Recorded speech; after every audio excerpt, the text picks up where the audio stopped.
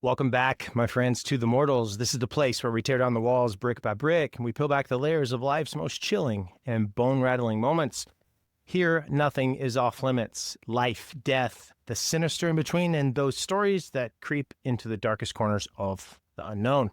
I'm Nathan. I'm your guide through the tales of near death, the unexplainable, and the transformative terror of survival. But before we descend into today's darkness, I've got a grim little nudge for you. If you're new here and you have not hit that follow button yet, you got to beware. Rumor has it, if you don't follow the Mortals, you'll end up at a funeral accidentally tripping over the guest book. You're going to send it flying into the lap of the grieving son. Don't be that person. Save yourself the haunting embarrassment. Hit follow right now. Join the community of shadowed souls. That's the Mortals. And of course, new episodes drop every Tuesday and Thursday, so set a reminder, string around your finger, whatever you got to do to keep the chills a-coming. Today, we're diving into two stories that are going to make your skin crawl, kind of like mine with the poison ivy. These are, of course, real, lesser-known accounts of survival against possible odds, but they are laced with whispers of the unknown. One takes us to a frozen creek bed in Utah where a young girl defies death itself, and the other to the silent forests of British Columbia where a hiker vanishes only to return with a tale that shivers the soul. Let's step into the fog of the unexplainable.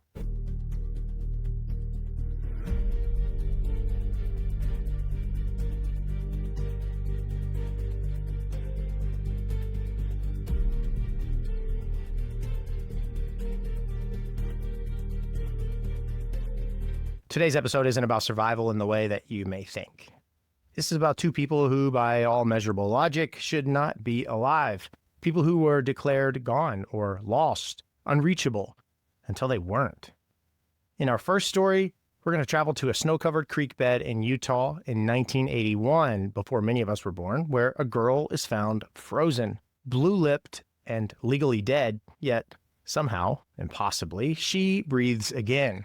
And in the second, we're going to head to the forests of British Columbia in 2019, where a hiker disappears into the wilderness and wakes up days later in a place no person could have survived. And in both of these cases, there is something unexplainable, something that doesn't fit. A whisper, a presence, a force that defies reason. Picture this, it's December 20th, 1981. In the desolate, snow-choked expanse of Logan Canyon, Utah. The temperature has plummeted to a brutal 20 below zero. This is the kind of cold that bites into your bones and turns your breath to frost before it even leaves your lips. Snow falls in relentless sheets, driven by a wind that howls through the canyon like a banshee, obscuring the jagged cliffs and skeletal pines under a suffocating white veil. At a small weathered trailer perched on the edge of this frozen hell is a 19-year-old Jean Hilliard and her family, who she's visiting. She's visiting family friends too with her parents. At a small weathered trailer perched on the edge of this frozen hell, 19-year-old Jean Hilliard is visiting family friends with her parents. The night is late. The darkness is absolute, and it's only broken by the faint and flickering glow of this single porch light battling the storm. Inside, the air smells of burnt coffee and damp wool as Jean's family huddles against the creeping chill. Her dad's old truck groans under the weight of the snow outside, struggling to even start in this punishing cold. They decide to split up. Her dad drops off at a friend's house a short distance away before heading home through the blizzard. Jean, a quiet, independent girl with this stubborn streak, doesn't want to impose on her friend's family any longer than necessary, so she decides to walk back to her cousin's nearby trailer. It's less than a mile. She tells herself that, pulling on her winter coat, jeans, cowboy boots, and thin gloves. Her breath fogs in the icy air as she steps outside, the door slamming shut behind her with a hollow thud. The canyon swallows her whole. The wind stabs at her face like 1,000 tiny knives. The snow is blinding her as it pelts her eyes. Each step crunches underfoot, the sound muffled by the storm's roar, as she trudges along a barely visible path flanked by drifts as tall as she is. The cold seeps through her layers, numbing her fingers, her toes, and whispers for her to stop, to rest, but presses on, unaware that the canyon, it's a trap. A frozen maze where one wrong turn, one misstep could be fatal. Jean never arrives at her cousin's trailer. The night claims her, and the stage is set for a survival story that defies belief. This gut-wrenching terror of Jean Hilliard's situation right now, dawn is breaking over Logan Canyon, December 21st. A pale, sickly light is filtering through the still falling snow. The world is a monochrome nightmare, the wind a relentless predator who's moaning through the barren landscape. A local man, his name's Wally, bundled in a heavy parka, opens his front door to check the storm's damage. His breath catches as he spots something strange. A shape in the snow, just off the icy path near his property, half buried under this fresh drift. His boots crunch through the crust as he approaches, each step heavier with dread. He stops, heart pounding, as the shape resolves into a human form. It's Jean. She's lying face down, arms curled beneath her like a child in sleep, her body frozen solid. Her skin is a ghostly white, tinged with blue, her lips a lifeless purple. Her hair is stiff, encased in ice, glinting like glass in the weak morning light. She is not breathing, not moving, a statue carved from the storm itself. Wally's stomach churns. He assumes she's gone, a tragic casualty of the brutal Utah winter, claimed by the canyon's merciless grip. But something urges him to act, a desperate flicker of hope. He kneels, brushing snow from her rigid form, and with trembling hands lifts her into his truck. Her body doesn't even bend. It's like lifting a plank of wood, unyielding and unnaturally cold against his gloved hands. The cab's heater blasts uselessly as he races to the hospital. The weight of dread is pressing on his chest. This frozen girl that's beside him is a silent passenger from beyond. At the hospital, a small, sterile building, doctors and nurses crowd around Jean in a stark emergency room. The air smells of antiseptic and fear as they exchange grim whispers.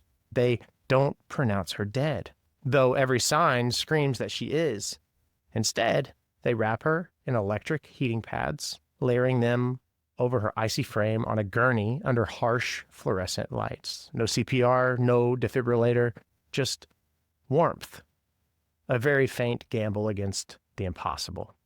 For 2 hours, absolutely nothing happens. The room is heavy with silence, broken only by the hum of the equipment and the occasional shuffle of a nurse's shoe. Jean's body temperature reads 27 degrees Celsius. That's 81 degrees Fahrenheit, far below survivable levels. A number that should mean brain death, organ failure, the end.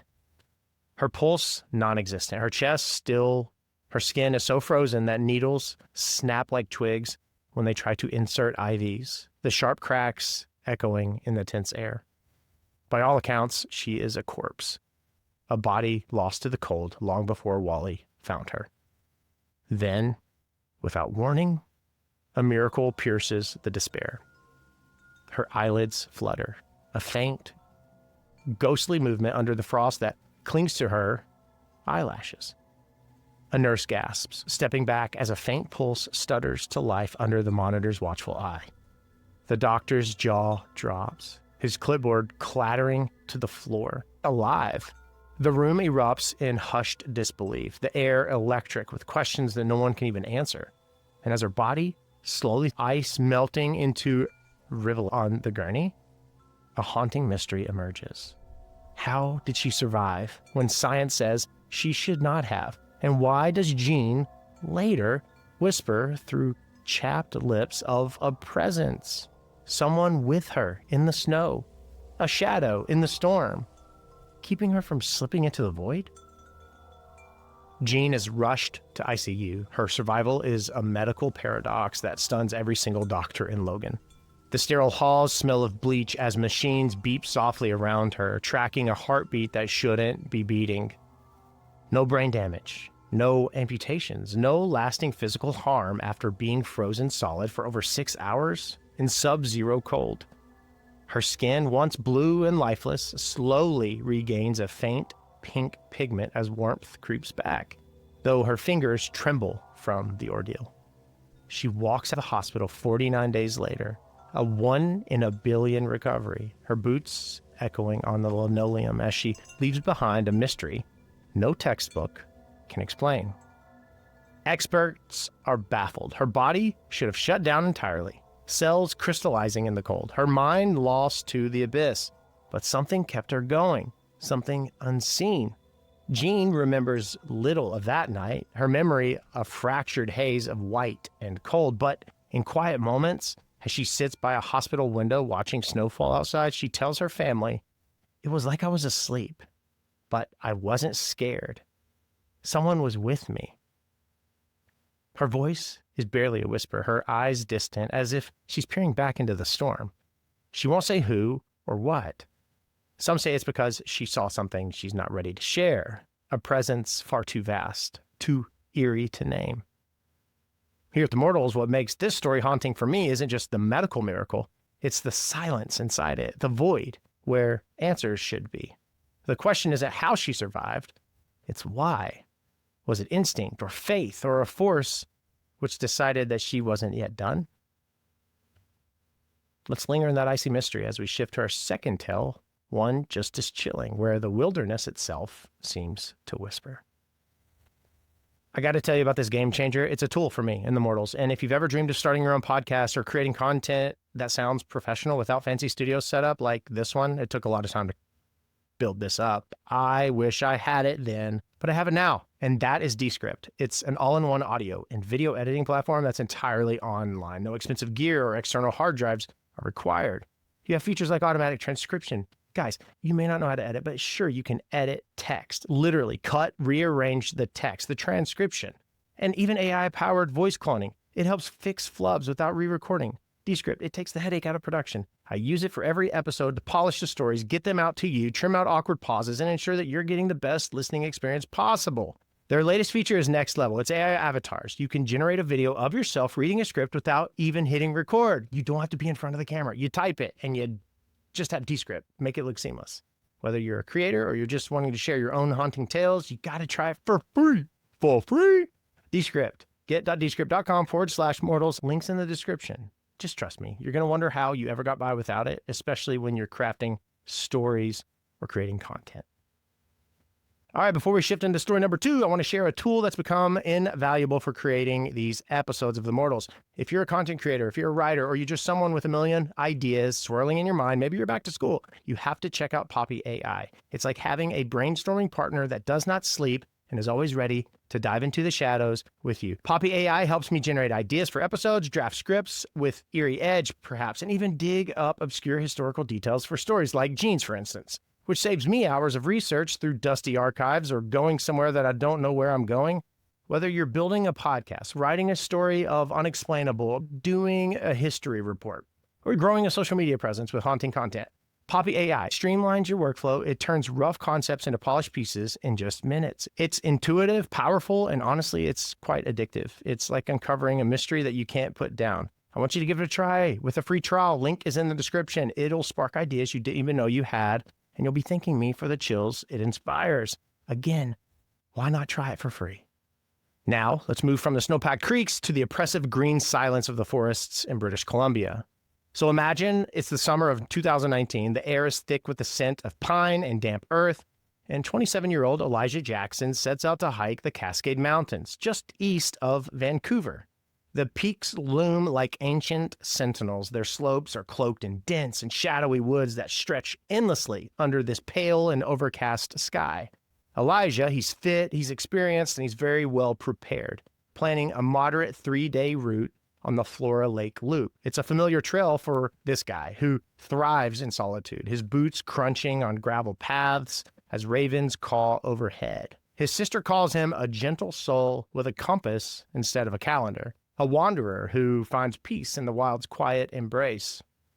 He checks in on the morning of June 5th, his voice crackling over a spotty cell signal as he confirms his start with his family. And that evening, as the sun dips below the jagged horizon, casting this long and skeletal shadow through the trees, he sends a final text. Camped near the ridge. Beautiful view. Feels like I'm the only one here. The words hang in this digital void, a last tether to the world. And then, silence. The forest, vast and ancient, swallows his presence, its whispering boughs and hidden hollows, setting the stage for a disappearance that defies explanation. You can almost hear the stillness, the silence so deep it feels alive, watching, waiting.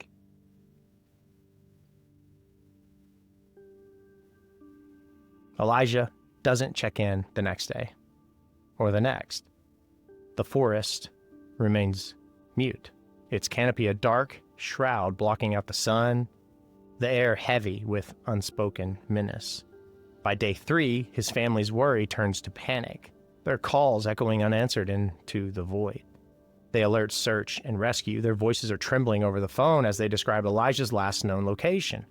Authorities, they swarm the Cascade Mountains, assuming the usual. A sprained ankle, a wrong turn, maybe a bear encounter. The kind of dangers that lurk in these untamed woods.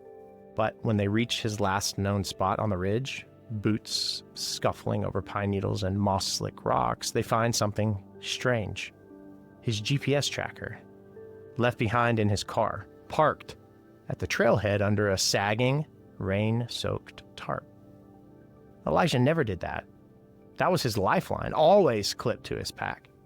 At his campsite, nestled in a clearing where the wind moans through the pines, there's a small fire pit. Ashes are cold and gray, and a shelter made of tarps, taut and undisturbed. Everything is in perfect condition. There's no sign of a struggle, no torn fabric, no scattered gear, no sign of wildlife either, no claw marks, no tracks in the soft earth, and there's no Elijah. The silence of the forest presses in, thick and oppressive, as if it's hiding something just beyond the tree line. The search stretches. Over 6 grueling days, dogs bark into the empty woods, their noses finding nothing but damp earth. Drones hum overhead, their cameras scanning endless green for the flash of color or a sign of life. Helicopters thrum through the misty valleys, rotors a desperate heartbeat against the stillness. And still, nothing. Until day 7. On the 7th morning, at 6:47 a.m., as a pale dawn creeps through the fog, Elijah Jackson walks the woods, alone, unharmed. His boots crunch on unseen gravel, his figure emerging like a ghost from the mist-shrouded trees.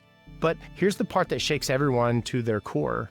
He found 15 miles east of the last known trail, across 2 raging rivers, their waters black and icy, over a glacial basin of jagged stone and through terrain so steep and treacherous that rescue teams refused to send volunteers into it. The slopes, a death trap of loose rock and hidden crevices. When asked how he got there, Elijah's voice is hollow, his eyes distant, as if still lost in the forest's grip. I don't know. I don't remember walking. I just woke up there. He has no cuts, no bruises, no blisters on his feet, despite the brutal miles. His water pack is full, sloshing with untouched liquid. His socks are dry, not a speck of mud on them, as if the wilderness itself carried him. And to this day, he cannot explain where he went, or what might have helped him get there. The forest keeps its secrets, but something in its shadows knows.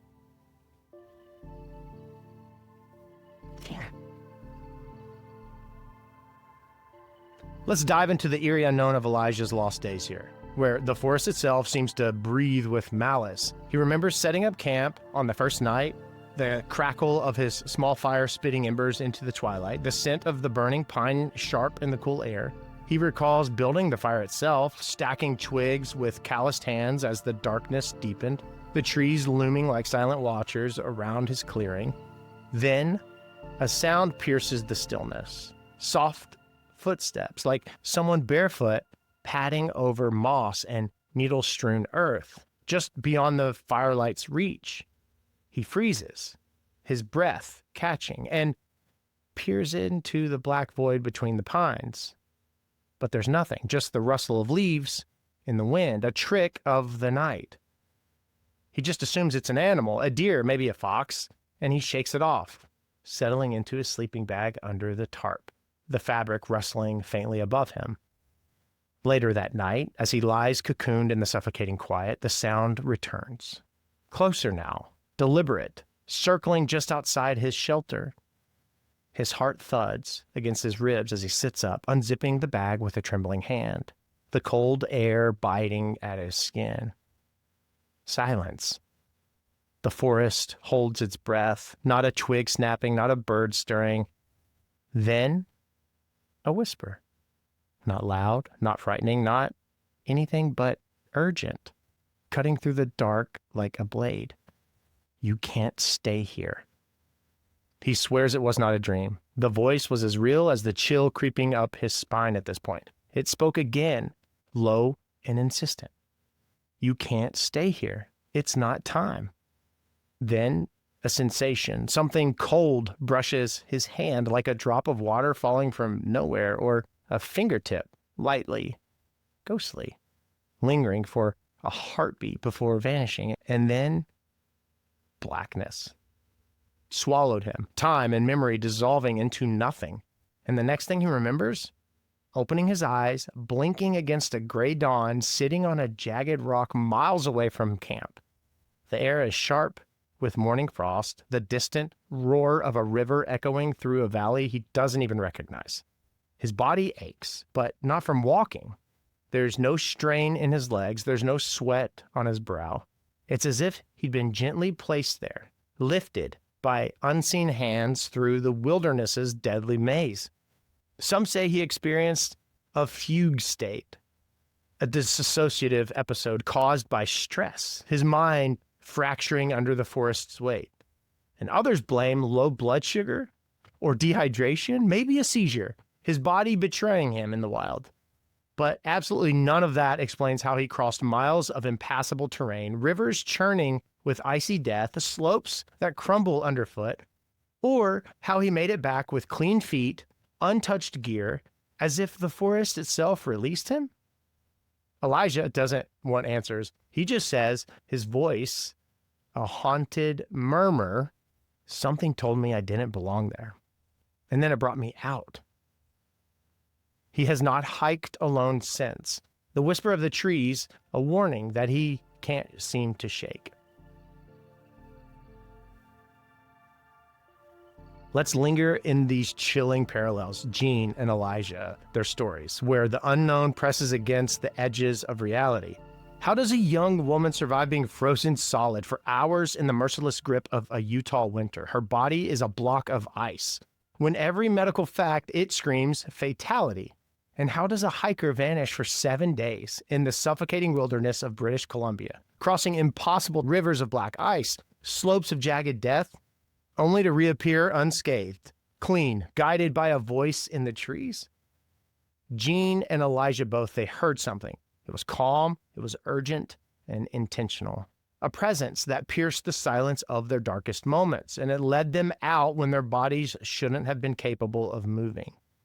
Gene's recovery defies science, her heart restarting in a frozen shell that should have been a tomb. Elijah's journey defies geography, his path through the forest an untraceable thread woven by something unseen. And that whisper, that unseen guide, echoes in other stories that we've told on the Mortals, like Ivan in Chernobyl, trapped in a radioactive crypt, or Hana in Hiroshima, pulled from atomic ash. Different times, different places, same presence. Was this hallucination a survival instinct turned mystical under the weight of despair? Or something darker, something ancient, that decided their fate from the shadows? Here at the Mortals, we don't solve these mysteries. We feel them. They cling to us like frost on skin, like the rustle of unseen leaves in a silent wood. They remind us that survival isn't always ours to claim. Sometimes it's granted, with a shiver we can't name, a purpose we cannot see. Gene and Elijah were pulled back from the brink, but for what? That question hangs in the air, as cold as a winter's breath, as heavy as a forest night. Let's carry it with us as we close, wondering what whispers might guide us when death looms near. Gene Hilliard and Elijah Jackson, they walked away from the brink of death. They were guided by forces that defy explanation. And sometimes the unexplainable isn't a puzzle to solve, but a shiver to feel. A reminder that life hangs by threads that we can't see in places that we don't belong. If you've ever experienced something unexplainable, a near-death terror, an eerie intervention, a loss that haunts you, I do want to hear it.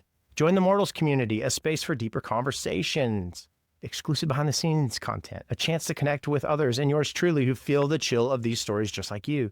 If you're a member, you get early access to episodes like bonus content as well, and a direct line to yours truly to share your own experiences. Check it out. Link is in the description, or visit nathanmorrismusic.com to join. It is the best way to support me, this podcast, and my music.